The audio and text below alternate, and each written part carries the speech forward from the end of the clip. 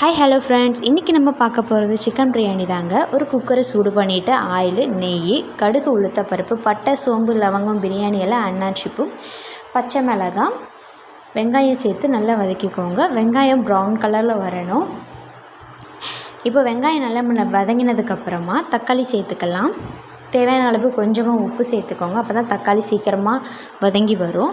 தக்காளி வெங்காயம் பிரியாணிக்கு எப்போவுமே கொஞ்சம் ஈவனாக எடுத்துக்கணும், அதிகமாக எடுத்துக்கணும். அப்போ தான் டேஸ்ட்டு கொடுக்கும்.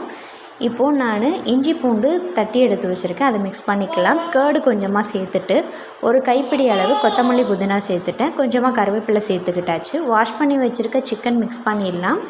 இப்போது ஒரு ஸ்பூன் மல்லித்தூள், ஒரு ஸ்பூன் பிரியாணி மசாலா, தேவையான அளவு குழம்பு மிளகாய்த்தூள் சேர்த்துருக்கேன். நான் இவ்வளோ தான் சேர்ப்பேன், வேறு எந்த மசாலாவும் நான் சேர்த்துக்கிற மாட்டேன்.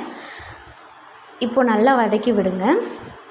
தண்ணி ஊற்ற தேவையில்லை, ஏன்னா சிக்கனில் இருக்க தண்ணியே கொஞ்சம் அதுவாகவே வெந்து வெளியே வரும்.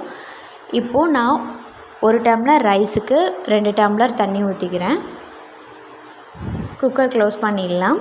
2 விசில் வந்ததும் இப்போது ஸ்டவ் ஆஃப் பண்ணிடுங்க. இப்போது ஓப்பன் பண்ணி பாருங்கள், நம்மளுக்கு நல்லா ரெடி ஆகிடுச்சு.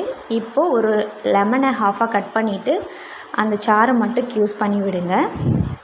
இப்போது நம்மளுக்கு தேவையான சுட சுட பிரியாணி ரெடி ஆகிடுச்சு. ட்ரை பண்ணி பாருங்கள். இன்னும் என்னோடய வீடியோஸ் நிறையா பார்க்குறதுக்கு லைக் பண்ணுங்கள், ஷேர் பண்ணுங்கள் அண்ட் சப்ஸ்கிரைப் பண்ணுங்கள். Happy cooking friends.